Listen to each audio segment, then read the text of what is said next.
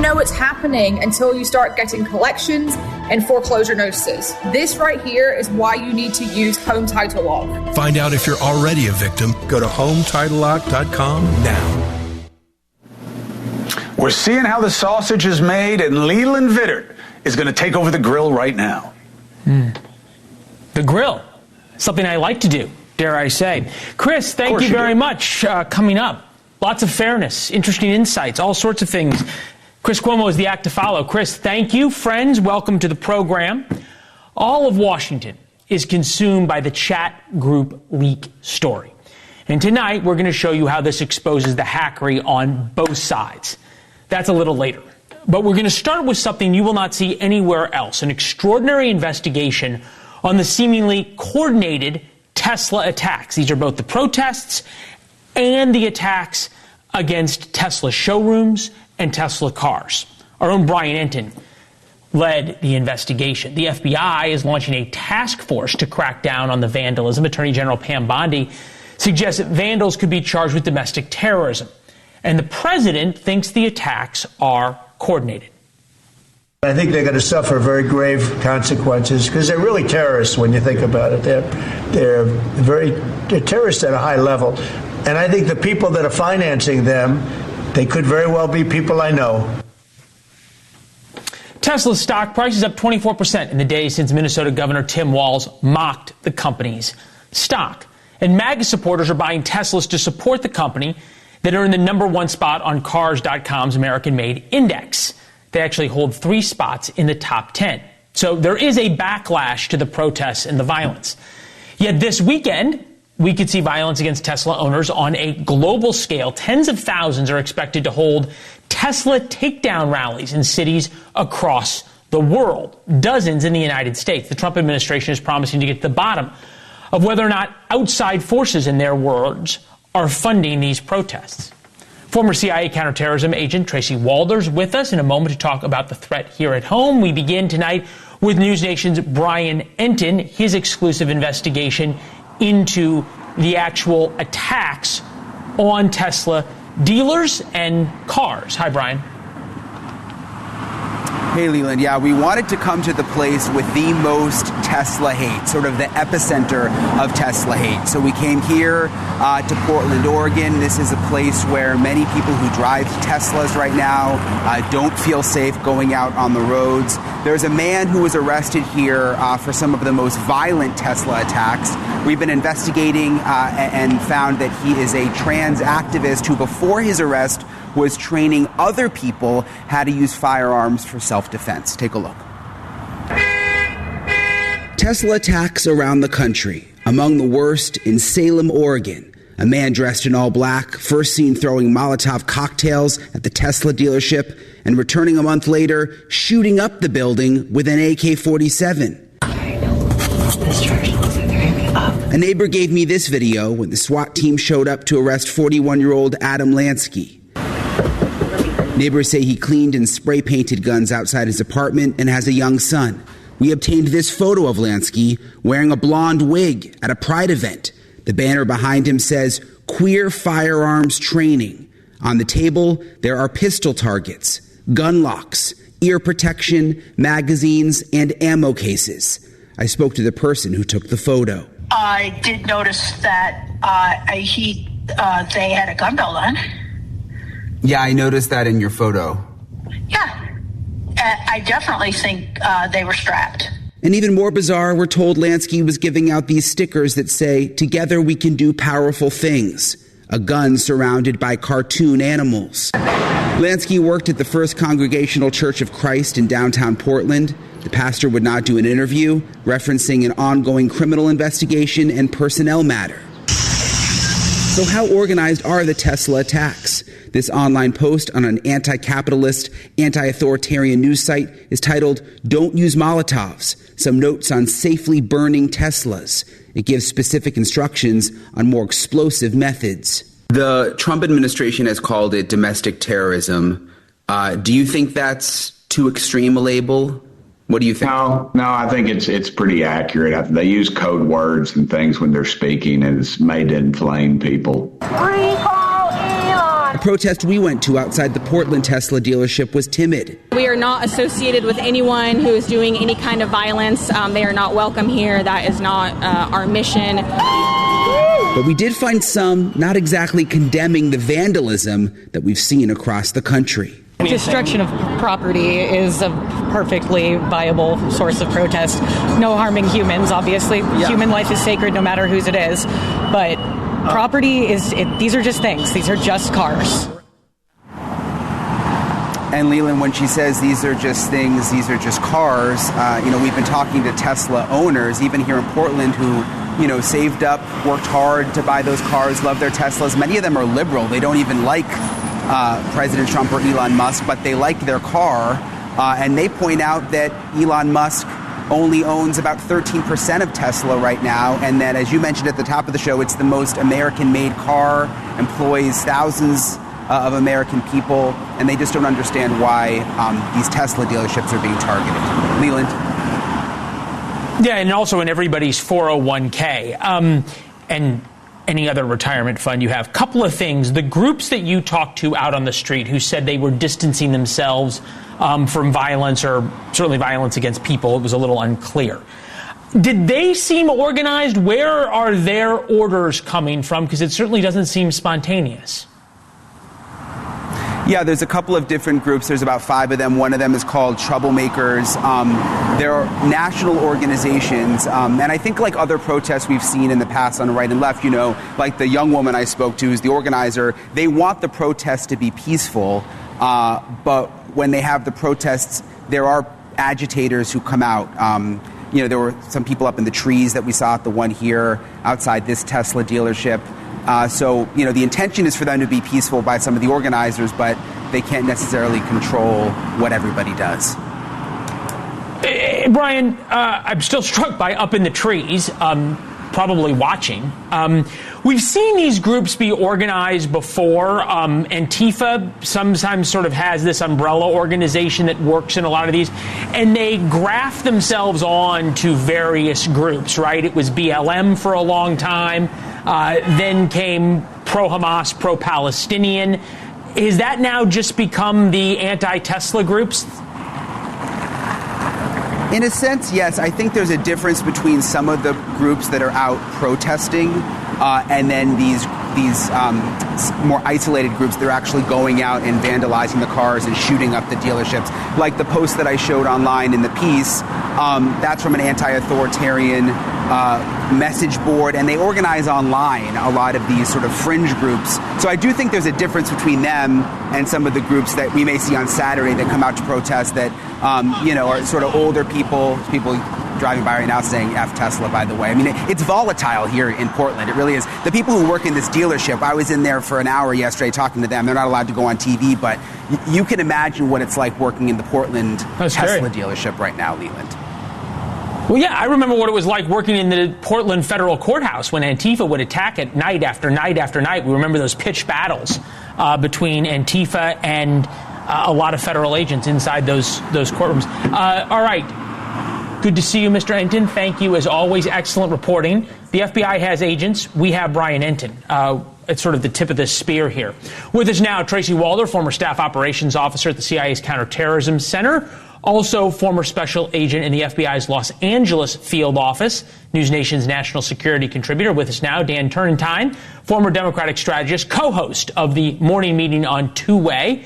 Good to see you both. Thank you. Tracy, start with you. I am not prone to believe in coincidences.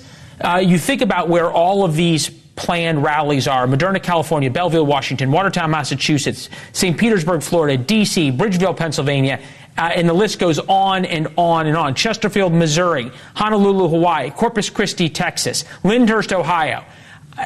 When we eventually follow the money to all of this, is it going to lead to China? Is it going to lead to Russia? Is it the anarchist groups here in the United States? Thank you for having me, Leland. My guess is it's most likely the groups actually here in the United States. China and Russia, from a national security perspective, don't have as much of a vested interest, quite frankly, in creating this type of instability. They do. We know that they do. There's no question that they do. But my guess is actually the funding for this is probably coming internally. Now, again, I am just hypothesizing. Obviously, I don't have information to corroborate that. But in just what we have seen in the past in terms of protesting and things of that nature that's highly coordinated like this is, I do believe that this is. I believe that that funding is most likely coming from a singular source here within the United States. Dan, I think the point is important, right? That Antifa was the people attacking the federal courthouse in Portland. We saw the Antifa elements of BLM that caused so much of the violence. Then there was all of the pro-Hamas protesters that ran rampant through college campuses. Now we have the anti-Tesla crowd. It has to be a lot of the same people. We were told for years that the threat of political violence was the threat from the right. Democrats were very vocal about that, yet they're so suddenly silent now when it's a threat from the left. Why is that? Yeah, it's super disappointing and frankly embarrassing and unacceptable that the party has not spoken up. I mean, you just walked through the summer of 2020. Last year, the party has had this image or has developed this image of kind of being okay with chaos, that violence and disruption and vandalism is okay in the name of our priorities. But as you say, when it's in the opposite direction, we've kind of screamed it's frightening and shouldn't be tolerated. And so, look, I think elected officials do need to speak up. If you want to troll Elon Musk over Tesla's stock price, like, fine. Although the history of betting against Elon, the businessman, is not a good idea. But, in today's political environment, people like to troll. But we have to come out and clearly say that vandalism, violence, and even kind of the threat of intimidation, physical intimidation, is totally unacceptable. Dan, there's a bigger picture, and I applaud you for being willing to say this, and I think it's why you're so important. There's the irony, right? We saw the video where it said Tesla and then spray-painted Nazi. And that Elon Musk is about as pro-Israel as you get, and it's the pro-Hamas, pro-Palestinian people who are behind most of these protests. That is the irony. Have you started hearing, though, inside Democratic circles, any fear of a backlash? Right? You've got people now buying Tesla cars to show support, people who would have never thought of buying Tesla cars. You have this, and we saw it, right, during 2024. You go out and you attack people. Fair-minded Americans rally around them. It happened when Democrats attacked Donald Trump. Is it happening now when people are attacking Elon Musk? Look, I think for people who are in politics, in the trenches, the Trump derangement syndrome cannot be gotten rid of soon enough. And I think Musk is now, as you say, kind of part of this, where we're so kind of consumed by the person, so just, trying to basically destroy the person and say how awful they are, that we lose sight of the average voter. This is not important. They may have an issue with DOGE, right? They like some of the cuts, but we won't be heard on a lot of issues if we scream about everything and everyone associated with Donald Trump. Okay. Tracy, there's a part of this, I think, that we have a chance to get to the bottom of a lot of things. Fair to say that during the Biden administration, Antifa, their leaders, their funding mechanisms, certainly most, if not all, of their foot soldiers were given a pass, a huge pass. That is going to change. But at the same time, in giving that pass, the FBI was told only to focus on right-wing extremists. That's what we heard over and over again.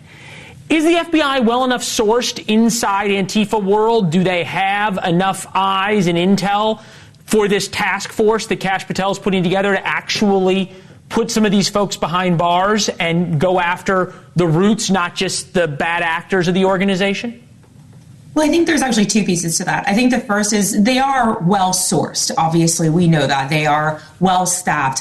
Now, in terms of what they are being staffed doing, that I don't know the answer to. And you are right. There was this emphasis, right, on focusing on right-wing domestic terrorism. I mean, that really was the charge, right? Homegrown right-wing domestic terrorists. And so now, yes, there has to be a shift. I would hope that they are well-sourced in terms of internal organizations such as Antifa, like you mentioned.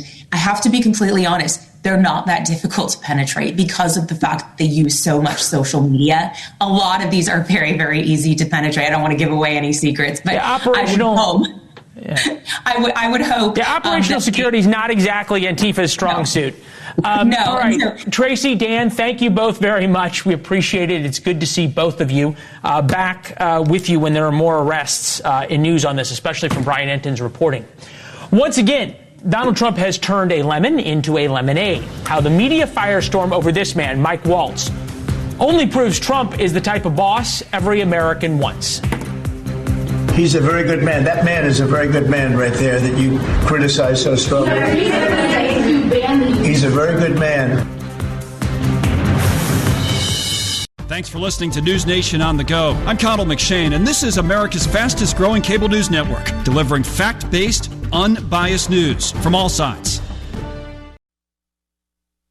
Welcome back. Signalgate is in full swing in Washington and is exposing the hackery of Washington, D.C.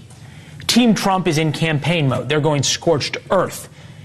And to be fair, they should be on defense. A number of Trump's national security team added a reporter to a group text chain about bombing Yemen.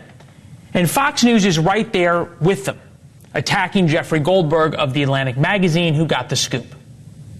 The guy's a total sleazebag. The Atlantic is a failed magazine. The person that was on just happens to be a sleazebag, so maybe that's just coincidence. I don't know. I will tell you this, that they've made up more stories, and they're just a failing magazine. The public understands that. This story is not made up. The White House admitted it's true.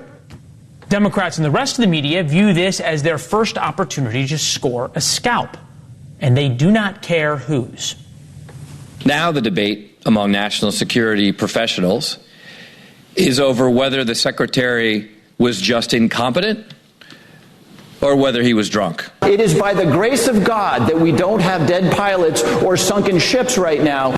Oh, spare me. That's absurd. There was no chance of that. It's not by the grace of God that there are not dead pilots.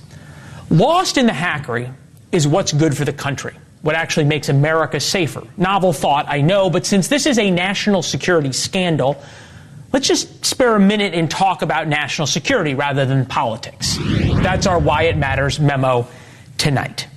National Security Advisor Michael Waltz is a good man. He is an honorable man. The country is safer with him on watch, and full disclosure, he is a friend. Yet Democratic senators and hardcore MAGA want him gone. That's interesting. Two completely separate groups. Therefore, he must be doing something right.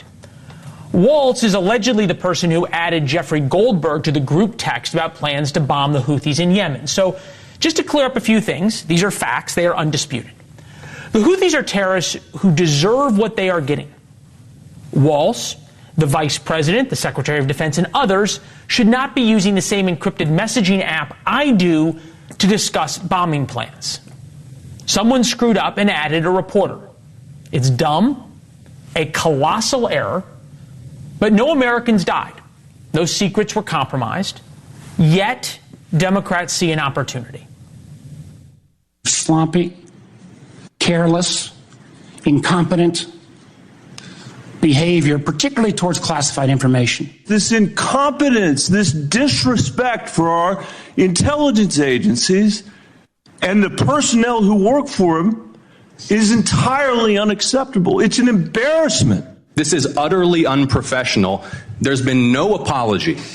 There has been no recognition of the gravity of this error. There ought to be resignation, starting with the National Security Advisor and the Secretary of Defense.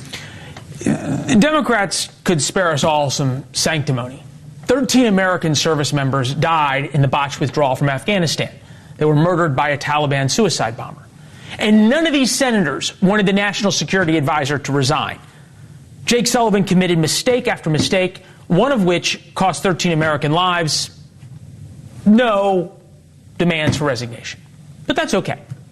This is politics. This isn't about national security. They want Waltz's scalp. And the hardcore MAGA types also want Waltz to resign. This is a major screw-up. There is no other way to put it.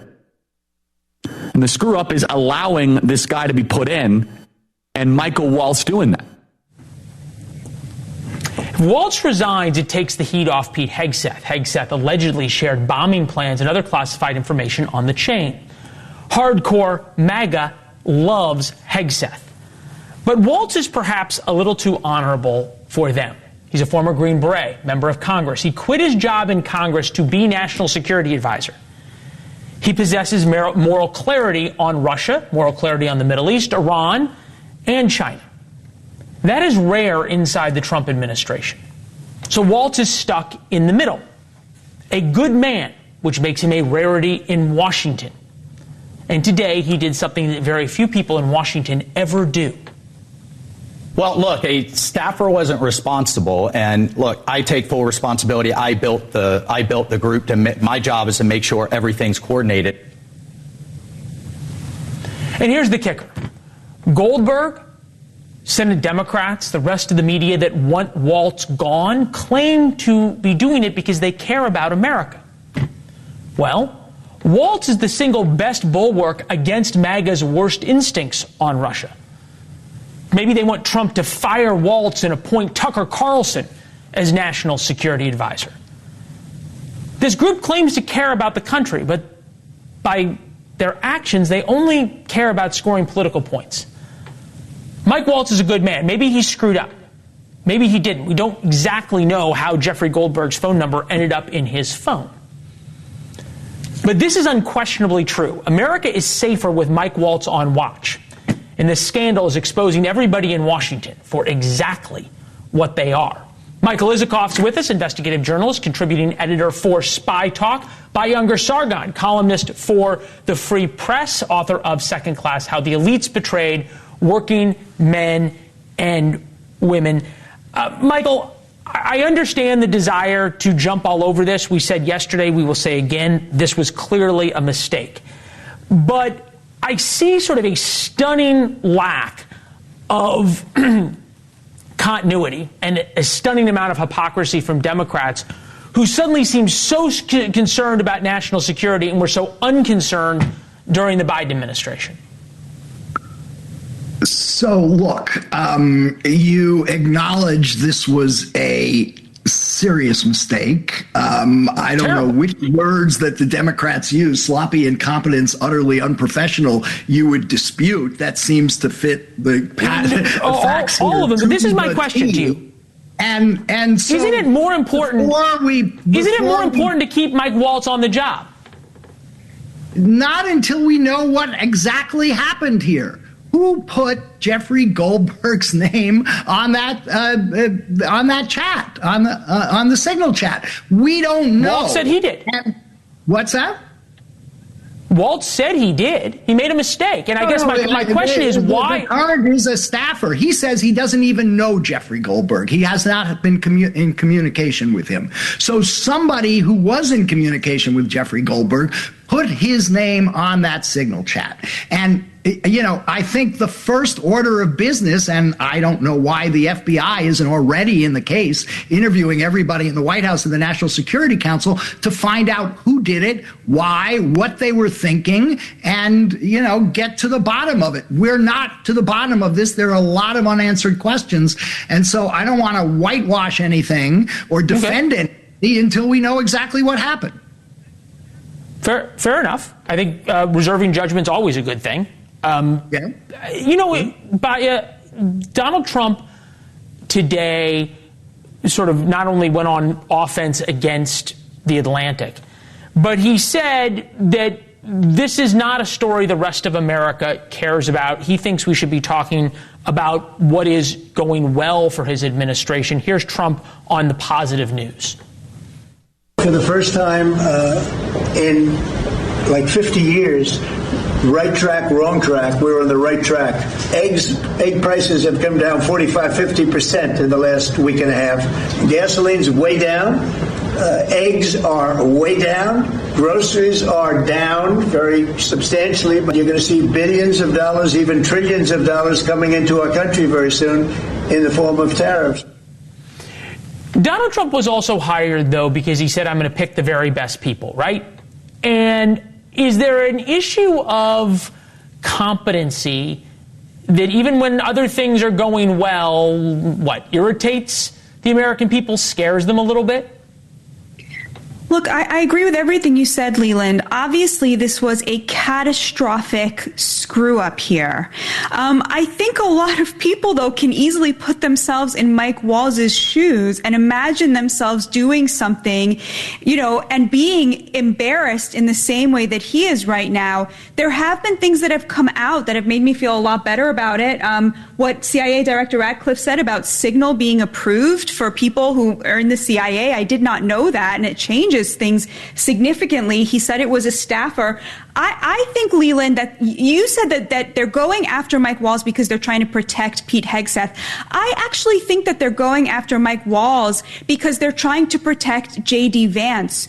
I think President Trump has a lot of sympathy for people who are loyal, who make mistakes. But recall what was revealed that J.D. Vance said. He said, I am not sure the president is aware how inconsistent this is with his message on Europe right now. That I think Trump might have read as seriously undermining him. And so I was not surprised to see J.D. Vance suddenly shipped off to Greenland. I'm sure he does not want to be anywhere near President Trump right now. And to see President Trump coming out in support of Mike Walz, I think really reiterates this idea that your previous guest, Dan Turrentine, mentioned on the morning meeting a few days ago.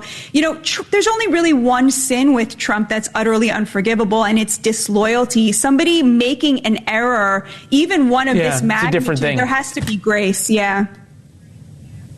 Michael, in terms of what we know about this and where this story is going, I think you're right that we don't know where this story is exactly going.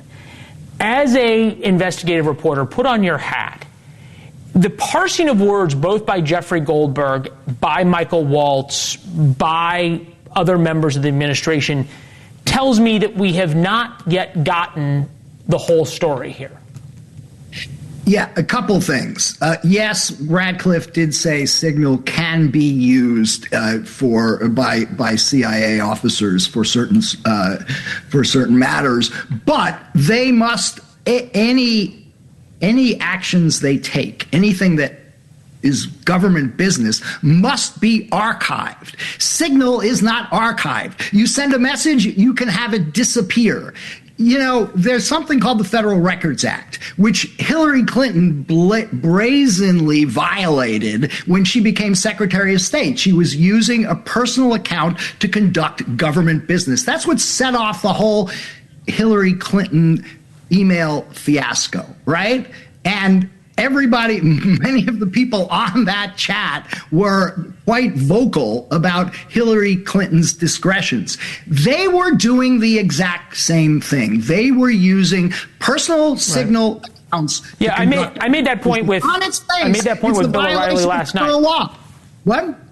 I made the point with Bill O'Reilly. I'm going to give you guys each the last 30 seconds, but ask each of you to keep it to that. We have seen this happen before with Donald Trump, that when he is attacked in this way, and when MAGA world, and even sort of center America, feels it's unfair. I'm thinking the Russia collusion thing that turned out not to be true. When the media runs with a story like this, I'm thinking about some of the investigations into him that didn't pan out, and the indictments that seemed just so overplayed. It actually has the reverse effect. It makes him more popular. Michael, first, 30 seconds. Is this going to be that same kind of story? No, because I think most people realize, certainly intelligence professionals realize, this was a serious lapse. If it had happened to them, if they had done this, they would be under investigation. They would be facing disciplinary action. And when they see the top people in the government doing what they would be punished for, it makes them angry.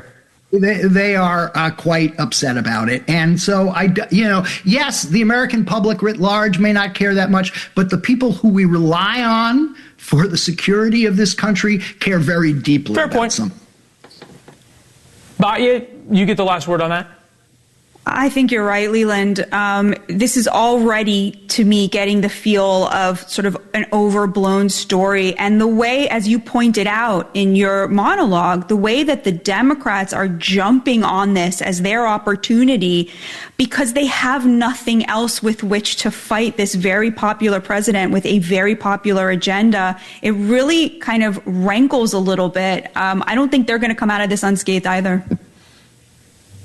Elon Musk is certainly a happy fella that the focus is not on him this week.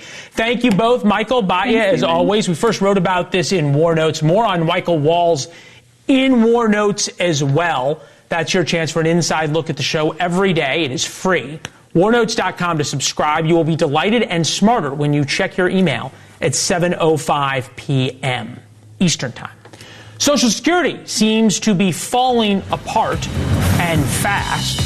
Can the Trump administration turn this around before things get even worse? I also understand that it takes 20 plus minutes to answer the phone. On a good day. You're listening to On Balance with Leland Vittert on NewsNation's audio stream. Available 24/7 on the NewsNation app, or just say, Alexa, play NewsNation. Social Security is the third rail of politics. Screw it up and you are toast. Just ask Republicans from the early 2000s. And right now, it's beginning to look a little bit like breakfast time. The Washington Post reports the Social Security Administration's website has crashed 4 times in the past 10 days.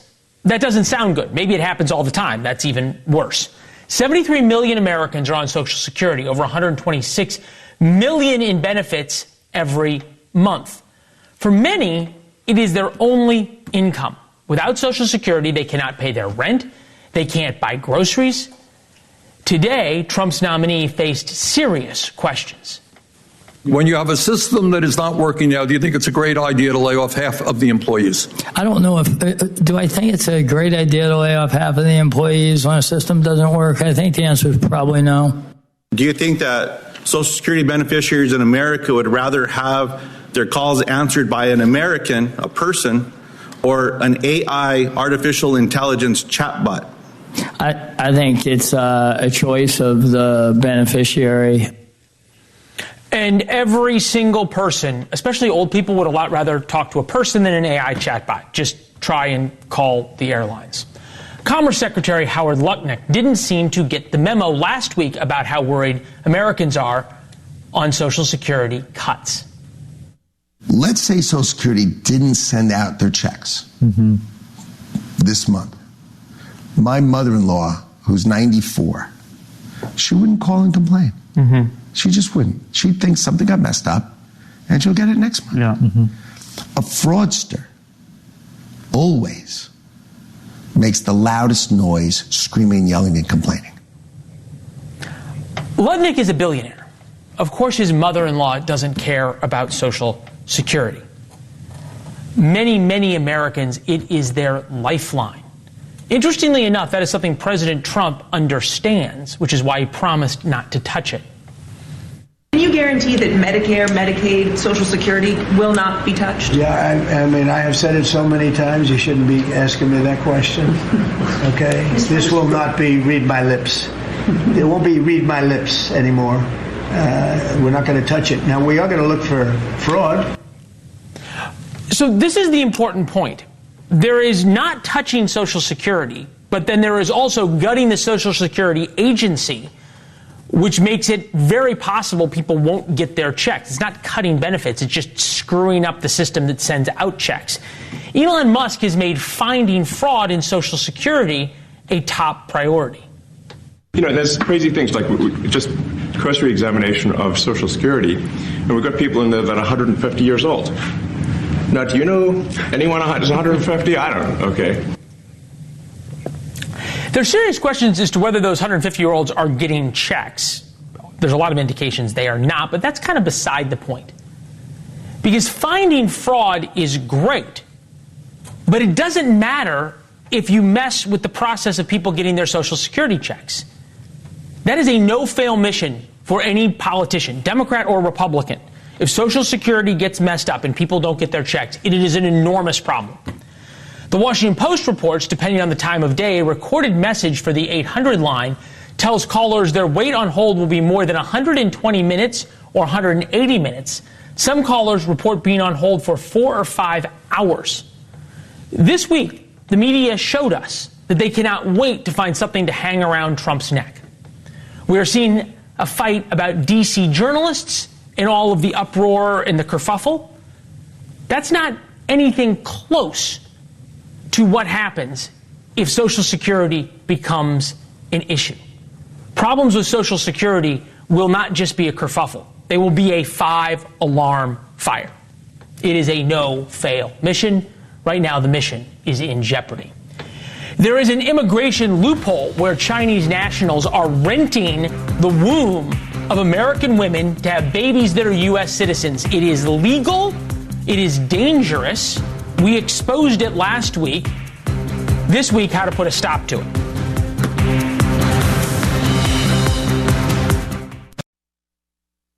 We heard from a lot of you about our story last week with NewsNation senior correspondent Brian Entin. He exposed basically a scandal called Rent-A-Womb, Chinese couples using American women as surrogate mothers. Brian went out to California to investigate families having American babies by renting a womb. We couldn't make this up if we tried, so here's how it works. Chinese couples hire American women to be surrogates. They have this woman give birth to their kid in America, so their kid now has American citizenship. Then the Chinese parents pay the American woman and take the baby back to China. Brian went to one of these surrogacy centers. Here you go. They use the American womb. The American woman gives birth to the Chinese baby, and then the baby gets the U.S. passport, but immediately goes back to China with no allegiance whatsoever to America, but is an American citizen. We continue to look into this, and the Heritage Foundation says this is becoming more widespread. While banned in several other countries, such cross-border surrogacy for hire is not regulated at the national level in the U.S.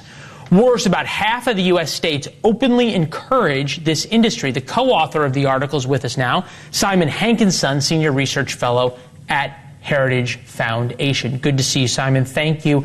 I just want to break this down. Half of U.S. states openly encourage this industry. How do they encourage it?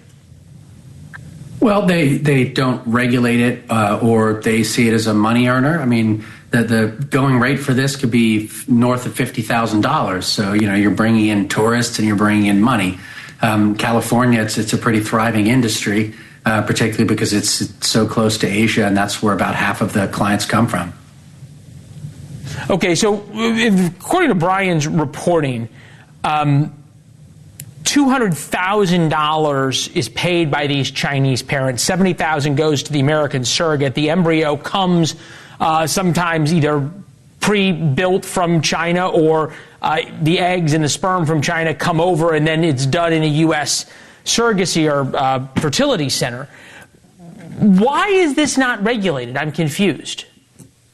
I think it's just sort of slipped through some cracks. The FDA does regulate the shipment of embryos and eggs and things internationally, but there's no rules against doing what you just described. You could have a single parent from anywhere in the world contract with, it doesn't even have to be an American citizen. It could just be someone who's here illegally even, or on a tourist visa, who overstayed it. And they sort of rent their body for the time that it takes to gestate a child. The ingredients could be assembled from anybody, anywhere. They could be an egg from one country, a sperm from another, combined in a woman from another country, and then that baby acquires American citizenship due to the interpretation of the 14th Amendment that we've always made. It's unbelievable. My grandmother can't take a nail file on an airplane, but you can ship fertilized embryos from China. Go figure.